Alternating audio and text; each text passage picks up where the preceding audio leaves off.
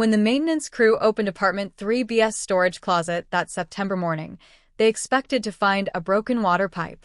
Instead, they found the reason no one had seen Maya for 6 weeks.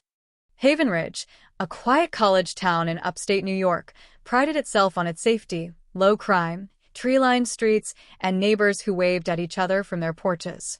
Maya Ortiz, 27, had moved there 2 years earlier from Queens.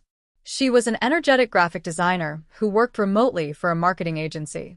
Friends described her as the kind of person who remembered everyone's birthday and made you laugh at your worst moments.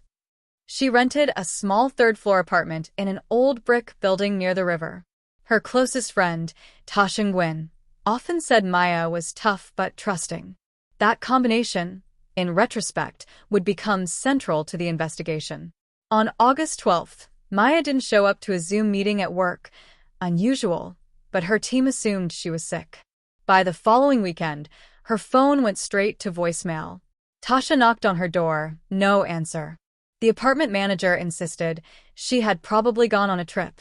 For weeks, neighbors reported nothing more than a faint, metallic smell near the building's storage closet on the 3rd floor. By September 19th, a leak appeared in the hallway ceiling.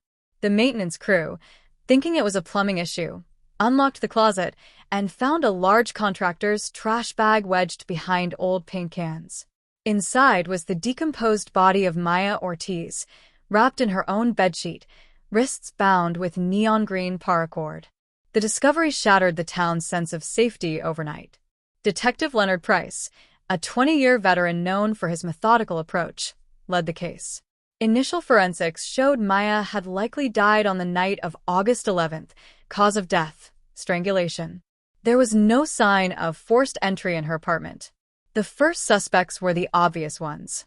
Tasha Nguyen, last known person to see Maya alive, cleared quickly by phone GPS and alibi. Eli Krantz, Maya's on-again/off-again boyfriend, a musician with a volatile temper. His alibi, playing a late gig in Albany, checked out through ticket stubs and security footage. A neighbor, Mr. Weathers, an older widower who sometimes complained about Maya's loud music. He denied involvement. Nothing linked him to the crime. For weeks the investigation stalled, until the lab reported something unusual, a partial fingerprint on the paracord's plastic wrapper. Detective Price became consumed by the case, often replaying Maya's last day in his mind. He'd lost a daughter in a car accident years earlier, and this case felt personal. Tasha struggled with survivor's guilt, blaming herself for not insisting on checking on Maya sooner. Eli, despite being cleared, was publicly vilified on social media as the likely killer and spiraled into depression.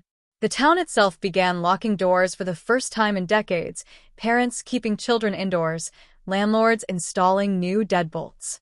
The partial print didn't match anyone in the immediate circle, but it did match the man arrested 5 years earlier for burglary in Pennsylvania, Derek Hollis, a 34-year-old handyman who had recently been hired by the building manager to do odd repair jobs.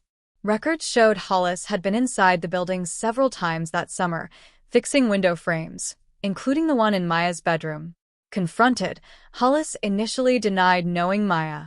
But investigators discovered text messages on his prepaid phone, unsent drafts, revealing a fixation on her. He'd written lines like, "She won't even notice if I'm there and she owes me a smile." Still, prosecutors lacked a confession or eyewitnesses.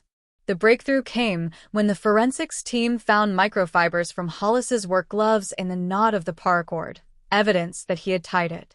Faced with the evidence, Hollis confessed. His motive was a warped sense of rejection. He claimed he'd tried to talk to Maya while fixing her window, felt humiliated by what he perceived as her coldness, and decided to make her listen. In 2024, Derek Hollis was convicted of second-degree murder and sentenced to 40 years to life. The case left scars on Havenridge. Maya's friends created a scholarship in her name for women in graphic design. The building's residents petitioned for stricter vetting of contractors. Detective Price, in an interview years later, said, "We solved it, but I still think about what Maya's last moments must have been like. That's what keeps you up at night." In towns like Havenridge, Where doors were left unlocked and neighbors borrowed sugar without knocking, Maya Ortiz's murder was more than a tragedy. It was a warning that monsters sometimes come wearing work boots and a friendly smile. Her story reminds us that behind every headline is a real person whose life was stolen and a community forever changed.